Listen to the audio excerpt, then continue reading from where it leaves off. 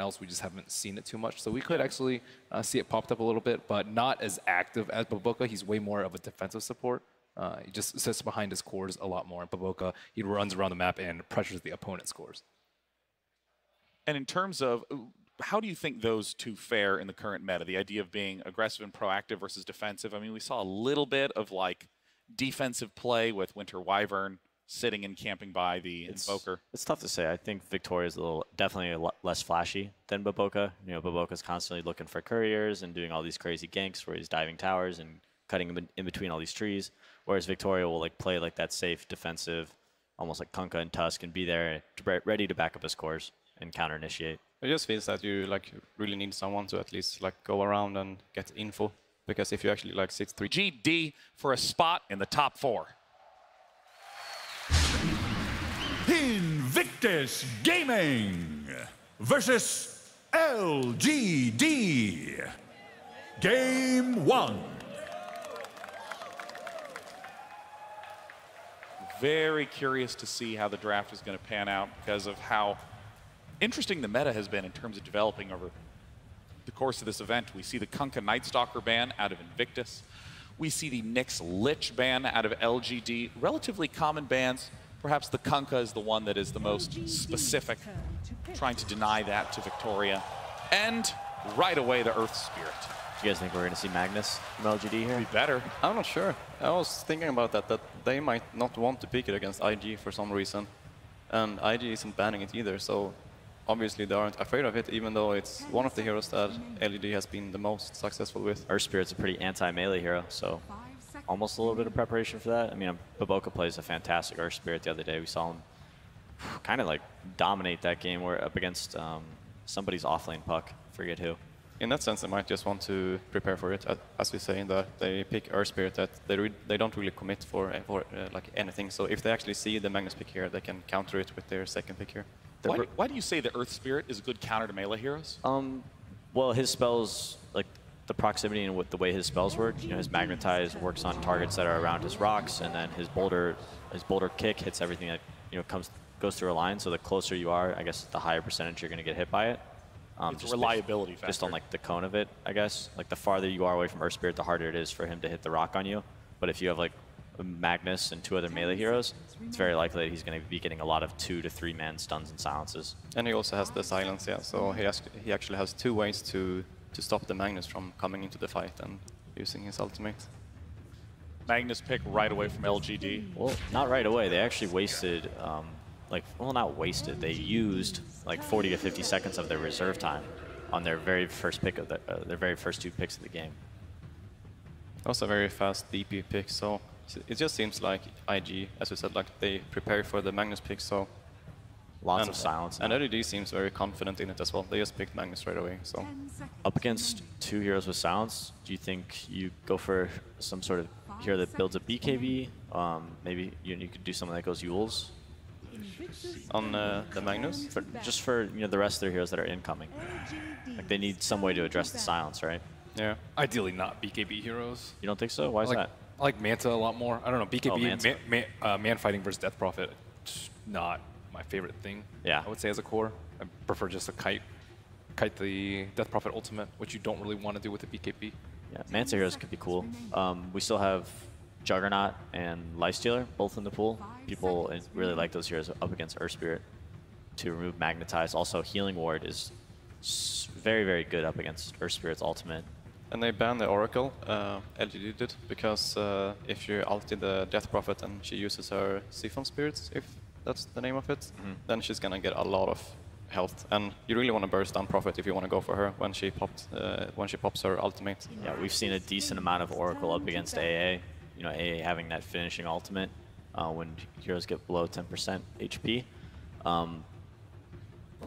But they banned Oracle, and then immediately following that, IG decided to ban AA, just to be careful of whatever might come ahead. 10 seconds. You know, I bring up the fact that Earth Spirit and Death Prophet both have strong silences. There's some intuitive type things like, oh, if they have low armor, we're going to get a lot of physical damage. You know, these types of things. Or if we have strong magic resist, that's good against a large nuke-based team. Certainly. But silence can work on any target. So what are some of the main reasons that you want to get silence on a team? Well, I mean, for the obvious reasons of them not being able to cast spells, but it works really well against heroes that don't want to build BKB, just because, you know, if they have to spend 4,000 gold on an item in order to do anything in team fights, that's a win for you. That's 4,000 gold they're not putting into damage. And it's like a very late build up for Magnus to build it, because he usually wants to get the dagger and then either like Force or Shadowblade before he actually gets the BKB. So it's going to be a very late BKB for the Magnus, and in that sense the silence is going to be very useful for a long period of the game. We see that Sven ban. Death Prophet also, her ultimate is entirely physical, so any positive armor buffs on LGD is going to reduce how much damage and effectiveness she has in team fights. Surprised we haven't seen Shaker. I think XSS could easily play it. I think it's pretty good versus Tusk and pretty decent versus the Magnus, and very good at protecting the Death Prophet. Yao's picked up one of his most common supports, Shadow Shaman, as the position 5. Nothing too surprising there. Yeah, Shaker is good against the Shadow Shaman as well to cancel the Shackle from long distance. And then looking at Ame's hero, he's been playing a lot of Troll. Troll seems okay here. They got the Magnus, so yeah, it's playable. I prefer, like, if people are going to pick Troll, I'd really prefer them to wait until they see what kind of core matchup they're in. I think their hero has some pretty big flaws. Let's see, we have Shadow Shaman for Yao. He played it a bit the other day, and they have all this team fight, and they just kind of sit behind Yao, and he runs in and is almost like this sacrificial lamb who drops wards and hides behind trees while they kill buildings. It almost forces IG to fight them, or they just give up their towers. Yeah, there's something that Bulba noted yesterday backstage, that looking at a lot of these lineups, the ones that have lots of big different threats are doing very well. Obviously, Magnus has the Blink RP to set up huge team fights. Shadow Shaman, if left alone, he can throw down wards and knock down towers while you're not looking. I really like Juggernaut right now. I think that it can work. I know the hero hasn't been the most popular hero, and he might not be the best hero, but I think he works really well here. He's really great with the spin of dodging glimpse and getting out of disruptor spells. Also, and just dodging the Earth Spirit when he's gonna silence you and stun you. Tons of tools to deal with Earth Spirit. Also up against Death Prophet, Juggernaut's a hero that builds Diffusal Blade. Most Death Prophets go Eul Scepter, and they Euls themselves to protect themselves during their ultimate. But you can just diffuse her and bring her back down, and you can burst her. Disruptor is a very good pick here for IG as well, because they're gonna have an option to both try to catch the mag and kill him before he gets his ultimate off, but also during the laning phase, because the one thing that Magnus can use to get away is his skewer, and then Disruptor can just glimpse him. So they actually have a lot of kill potential on him now. The XXS Earthshaker. Yeah.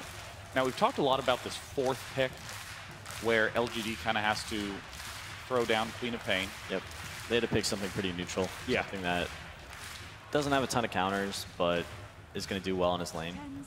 The nice thing is they saw the Death Prophet first too, so they kind of knew what that matchup was most likely going to be.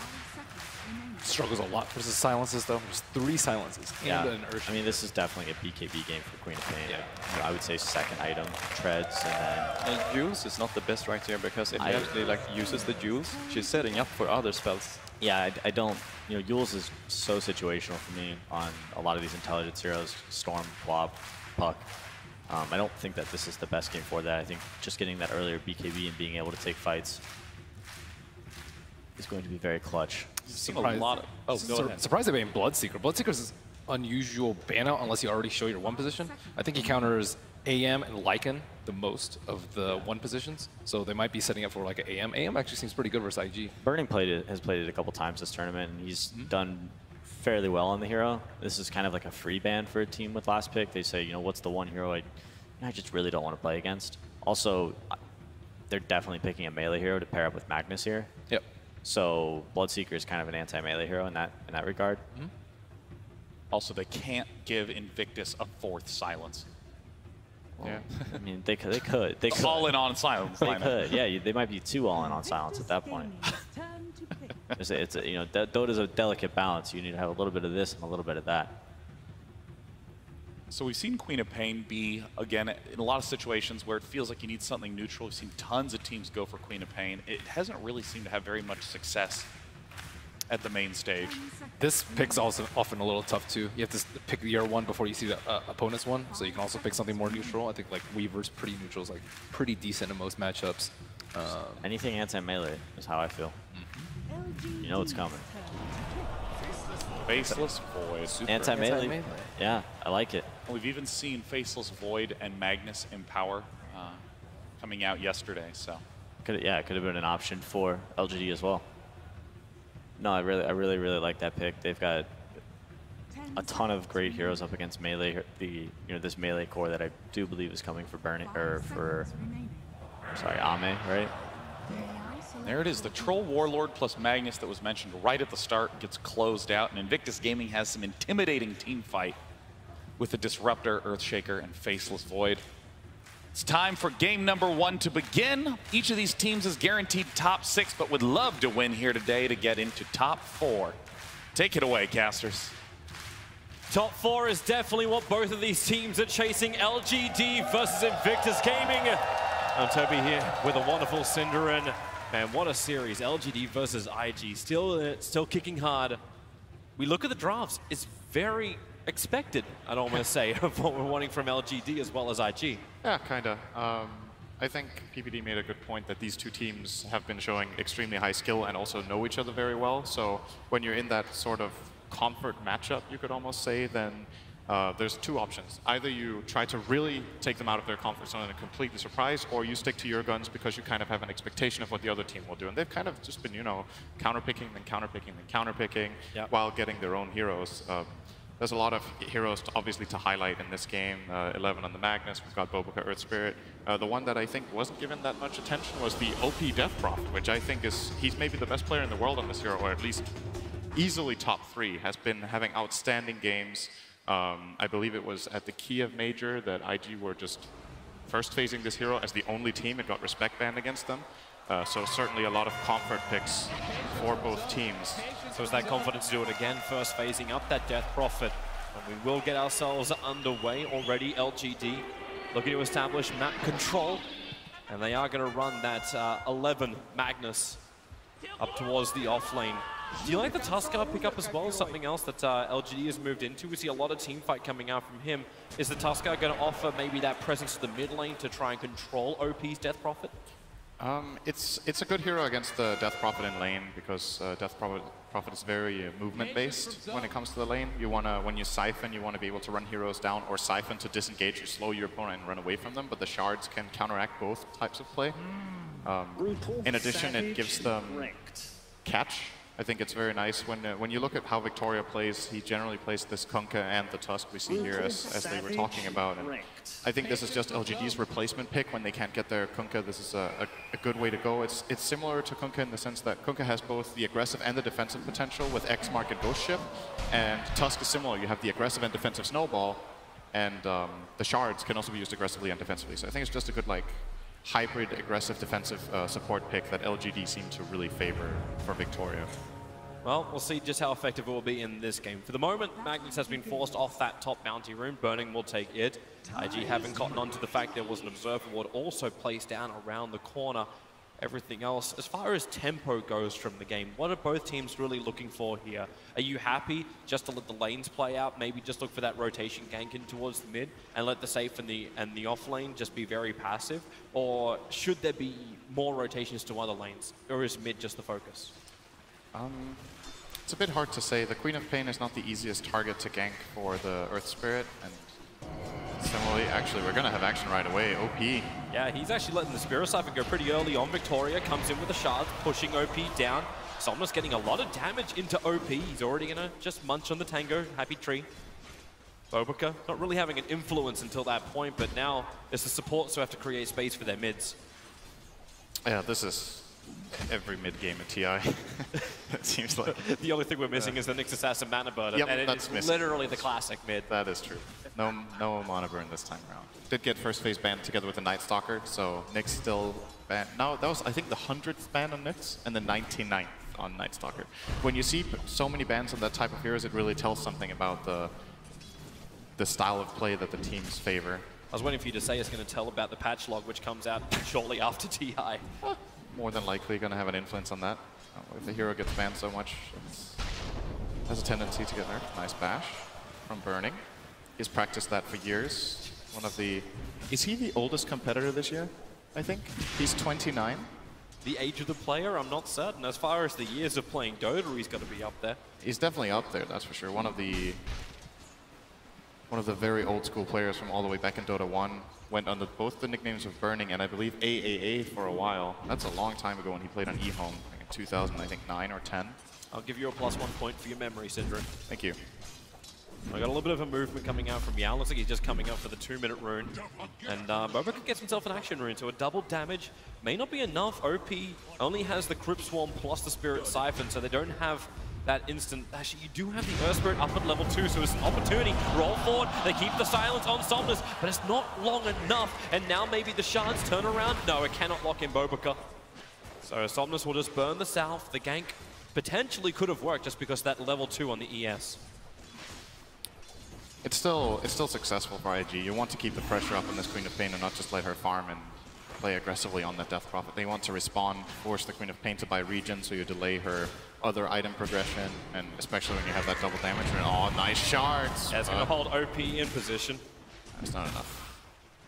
Already used that Shadow Strike onto the Earth Spirit, so they couldn't commit for the Death Prophet with it. And it looks like Boboka is just going to walk away for a little bit, probably use his Flask and his Clarity here and get ready to fight. That's exactly what he's going to do. So I'm not sure if we're going to see him rotate and try to do anything elsewhere. For now, the off lanes for both teams are getting quite a decent amount of farm, as is the norm in this patch. So both of them sitting on level 3, not getting completely shut down whatsoever. The only problem you probably have is for Magnus bottom lane. Troubles, Yao, here comes your snowball forward. XSS underneath the tower, the shards, he doesn't block him in, but the shackles still holding him in position. The Earth, he cannot get back. Not far enough into the safety of the tier 1 tower, so LGD claim the first blood on the off-lane Earthshaker. Meanwhile in mid, there goes your silence once more onto the Queen of Pain. And she has enough life to get back to the tier 1 without forcing the blink. Had to buy an extra pack of tangos, and he's munching through all of them, I think, here with this aggression, so the bottle is getting quite a bit delayed. Seeing maybe going for this thing that has become a lot more normal in recent times, going the double null talisman before the blink, or sorry, the bottle, so that he can contest in CS, having a little bit of extra mana and health and the damage output. It looks like the bottle will be coming out for OP though, so he's opting for that more. I mean, I'm not completely sure what the ratios are right now of what mid players do, but I feel like we're seeing more double null than null into bottle. But with DP, of course, if you have this head start, it's very nice. There's a lot of runes that are very good on DP. Arcane is one of the best ones, especially into the later portion of the game. Not so good right now. No, but at least having the bottle, controlling the runes with Boboka, lets them bring Boboka back up to full health and mana, who's now going to be just hiding in a tree as Victoria walks past him, says hello, so they can at least shake hands for the moment. Boboka is like he still wants a rolling boulder forward. Somnus will be able to catch him. Shadow Strike is down. He has Scream at level 2, but with OP there is no way Somnus can commit into the Earth Spirit. And he's going to use this Arcane rune to get that Siphon off of that nuke, and it's very low mana cost, obviously. I think it's pretty important for OP to have this rune right now. When I look at this mid lane is going way more the Queen of Pain's way than I thought it would. He is so far up on denies. 16 denies for the Queen to the 4 of Death Prophet has actually given Somnus more or less a full level advantage in this mid lane with both of the supports helping out.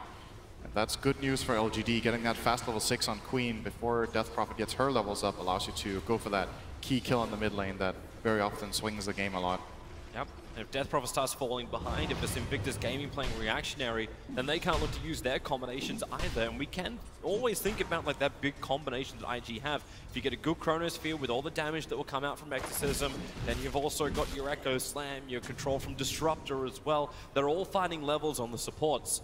Just these teams simmering and not wanting to really open up just yet. LGD is getting a small advantage across the map, 1,000 in gold, 600 in experience. It's a small amount, it just means their lanes are going slightly better than IG's. And that's very good for LGD when you also have this Magnus, because what has a tendency of defeating Magnus lineups a lot of the time. Actually, wait a second, Victoria, the roll missed though, so they're not going to commit. When it comes to Magnus lineups, the way we often see them lose is either that the Magnus team gets pressured really hard early on and gets pushed before Magnus's Empower starts really kicking in and giving his cores farm, or that you have the late game carries that can deal with this RP and melee cores. And looking across the board, I think IG would have liked to have a bit more success early on in terms of just raw laning power. LGD have drafted very well around that. All three of their lanes are doing very, very well here. Yep. They're just counting their time until the right moment.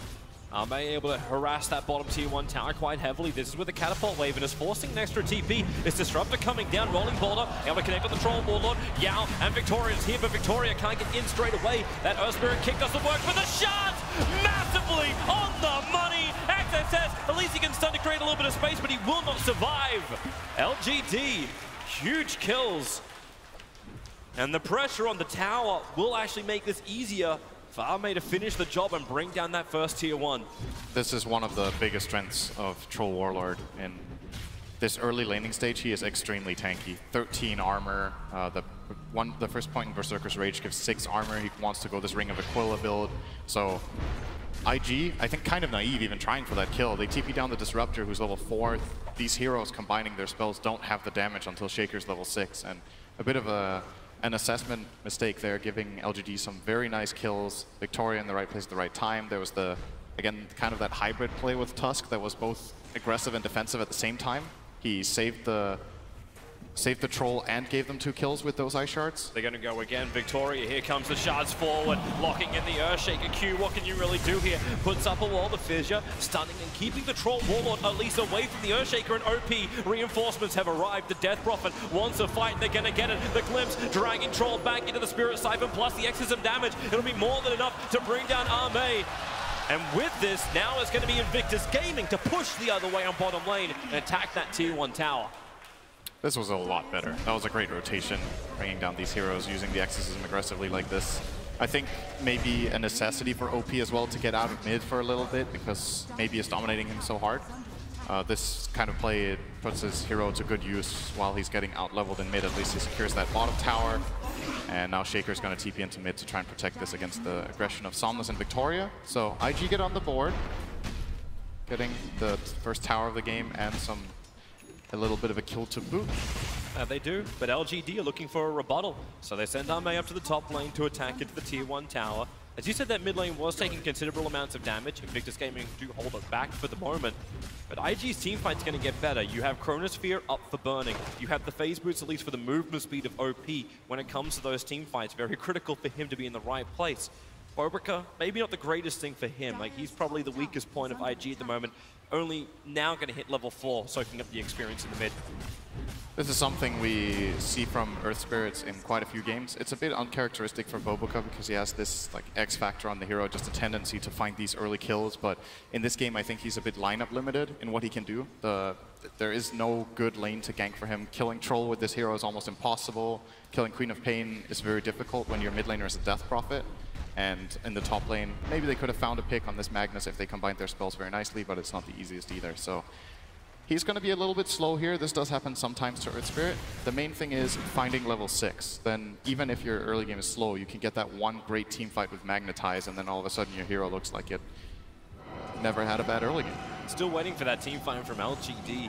You have Magnus. He currently went for a 4-2-1 build.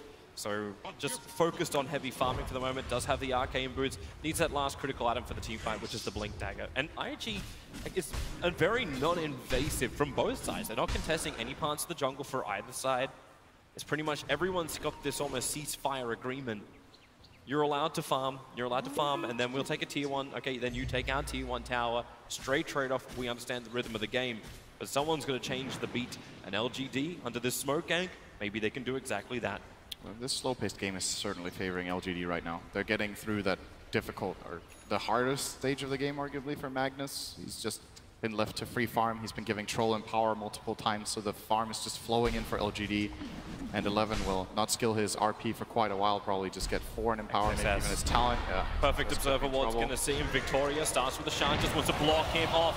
Able to do so. Queen of Pain moving forward. The Fissure buys a little bit of time. There's a lot of mana in XXS, but LGD backing off the fight. They really didn't want that. Meanwhile, mid lane is OP attacking with the Exorcism, beating into the tower. They've got the Chronosphere for cover. They've got a Catapult behind them. Not to mention, all 5 heroes from Invictus Gaming have gravitated towards that mid lane. Cute, cute little ghost fishies. Getting the tower. I still, it's so weird to me. This cosmetic is weird. Have you got something against fish? No, not at all. It's just, she calls them her sisters. It's weird. Have you got something against female fish? I mean, I don't want to go there with this, but let's not make it about gender. Oh. Bottom lane, yeah, comes forward. He's already moved down far enough. He won't be able to avoid the kick from Bobaka. Goes for a quick hex. The wall is up, so he knows he can't go anywhere apart from just eat the shocking. Shackles was available, but doesn't use him. So IG rotate. They do find a kill. But while all this is happening, you've still got Somnus farming up the top lane. Everyone else has gone either into the jungle, into Ancients. Victoria's considering going on OP in the mid, but Armade's got other thoughts, looking for the double damage rune in bottom, but he's not even going for that. In fact, it's going to be into the bottle of OP. We've actually seen surprisingly little stacking from LGD, maybe even none. This troll with Empower can farm quad stacks of Ancients very easily on level 9, just having this blind from the Whirling Axes. It's a 4-second, 60% miss chance, and you cleave down these Ancients very fast, but they haven't actually been stacking for him that much. Maybe I missed a stack on the right Ancient camp, but doesn't look like it actually. He already killed the big dragon there, and then he was like, whatever, I'll go to the other camp for some reason. They could have probably amplified Ame a lot more than they have by just stacking a bit more. When you have this slow of a game, it's not that difficult for the supports to just make that little sidestep and stack a camp or two, but they've been protecting their cores more than anything with both the Shaman and the Tusk, and this aggressive move looks like it's successful in mid. The Serpent Wards will take this tower. Goes the way of Yao. Just wisely read by Yao, understanding that none of the cores from IG were there, especially the cores which can deal with mass Serpent Wards, which really are not that many. You don't have the range for it, you'll have to tank through the damage. Burning, as well as OP, are really the only ones right now who can deal with mass Serpent Wards. So they take the tower, and then LGD look towards the top lane. They're ready for a fight. Veil of Discord is up from the Queen of Pain, so amplification is there. The RP is skilled. You don't have mass Serpent Wards, but there should be enough power if LGD can find just that one pick. I think LGD still just want to wait for the blink, you know? Why not? Keep farming, keep building up this troll and this mag. As long as IG aren't bringing on the aggression, I'm with LGD for this game with the pace it's having right now. Just allow the farm to continue. Yep. Their gold lead is continuing to stretch bit by bit. It's just shy of 3,000 at the moment, just shy of 4K in the experience. So, yeah, LGD are happy to accept the status quo. There's still good farm coming in for IG though. It's not all this Magnus Empower, and now it's gonna start to ramp up now that he has the level 4 Empower, and the natural like movement speed of the heroes is increasing. The troll's going for that Yasha, so he's gonna be able to traverse the map quicker and accelerate his farm. But so far Burning has been doing a good job keeping up with this troll more or less. He's about 700 gold behind right now, which I think is definitely admirable under the circumstances of the game. 11 bodies Blink Dagger. Yeah. It's just that group up. You've got Smoke over on Yao. So if LGD want to look for a fight, they can do so. But is it still wise to do it? Like, you've got that Blink Dagger, you've got the timing right, but at the same time Invictus Gaming, they get their moment. They actually get the Blink Dagger for the Earthshaker coming on the Courier. And neither team knows. They smoked out of range of the Observer Ward. Maybe they saw him get it delivered actually. 11, I think, might have got the Blink Dagger under that Dire Ward. They could have seen it, but the Radiant surely doesn't know that XXS has his. He is smoked up. They didn't see it. They definitely didn't see it. XXS now coming forward, looking for that Blink Echo. Who's he going to find? Right now, the Echo Slam. It doesn't get the stun on the Troll. Warlord, you can still get Q's ulti out, however, but the damage. Troll standing his ground. Snowball can pick him up and drag him forward. They're going to find the kill already. Flipping the Earthshaker like an omelet into Bobaka as well. LGD really not being punished when they get caught out. You can at least put down the Chronosphere, combining with the Exes, but Yao holding OP in position. They need space with the RP. LGD! They already thought they had themselves a good fight. They end up claiming 4 hero kills. I'm really surprised they tried to go for that. Like, it looked like a good chrono into DP ulti, and they do get that 1 kill on the Tusk, but they were kind of just going in 2-on-5. Disruptor was already forced out of the fight after getting his Static Storm down. They didn't get that kill, and the Troll, once again, just a bit too tanky. That Echo Slam has to connect first. And instead of going for a mini blink there, the Shaker tried to melee Echo Slam, but he was a little bit out of range. Then he has to blink to get the Enchant Totem, and that creates the distance for Trolls. We're going to see it here. The Echo actually, I think it missed completely. It did. Now he gets in, gets the Fissure, and that little bit of damage is what they were lacking. Troll turns around, starts hitting with that high lifesteal, and Victoria brings him in with the Snowball. Again, that both defensive and aggressive play at the same time with the Snowball this time around is going to put LGD in a great position. Now they have the Aegis and a 5k advantage. That really is the sweet spot for LGD. Exactly what they wanted to do. Their first team fight, the reveals of the Blink Daggers. Invictus Gaming not getting what they want. They have to wait until you get Echo Slam back off cooldown before you have these big, long cooldown abilities. It's another minute or so until you get both Void, Ulti, and Exorcism back. That's a good point about the Dire lineup. It's very cooldown reliant. The Radiant obviously have some key cooldowns as well in the RP and the Sonic Wave, but outside of those, when you look across the lineups, it seems like the key cooldowns are more integral to the success of the Dire teams. Just plays around the map than for the Radiant. So whenever these fights happen, LGD are going to feel confident to both farm aggressively and push towers. And with the Aegis, it's going to be no problem whatsoever for Ame to just walk down this right side of the map. Look at his net worth right now compared to everyone else in the game. 9.5k. He's a full 2.5 grand in front of the Faceless Void. You said it was only team fight and close before. Good team fight and Empower, and there you go. So Sanjin Yasha, Mask of Madness Phase Boots, minute 17. This is really, really high farm. This is above his standard for Troll, for sure. LGD are now moving that Troll to the top lane. Burning, being forced out of his own jungle. He wants to be able to farm this, but thanks to the Observer Ward vision from LGD, they can see Invictus Gaming's movements around the mid-tier 2. They'll understand when IG also go into their jungle.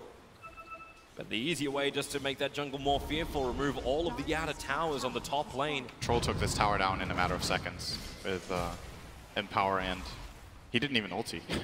Just Empower and the Fervor stacking up. This is pretty bad news for IG. They're actually getting crushed after their own aggressive move. That backfired so hard that they lost complete control of the map. Here comes the fight again. LGD trying to keep that momentum and make it even bigger. It's the smoke maneuver. As well, they can break. They don't find a target just yet, but top lane, it's going to be the Earthshaker. RPM up, the solo flip. OP will arrive, but then again, you put the Mass Serpent Wards down. And Yao even caught the Earth Spirit. Bobica wanting to come and help. The Glimpse, he's just trying to get some space here. Cupid gets his TP, but it won't happen. Invictus Gaming are dropping like flies. And LGD, they can do no wrong. This is an absolute beatdown right now. This tier 2 tower is gone as well, and all of these IG teamfight abilities that you look at and you're like, this is a great teamfight lineup. It's just not happening. The lanes went well for LGD. The Queen of Pain and the Troll had good starts. They got that one good fight, and their lineup just is snowballing completely. Now the TP in from Bobica. Are they really going to be able to do this? The Troll Warlord, man fighting up against the Earth Spirit. OP needs a big fight. Burning looking for the Chronosphere. They'll actually isolate Arme, but remember, he's got the Aegis Immortal.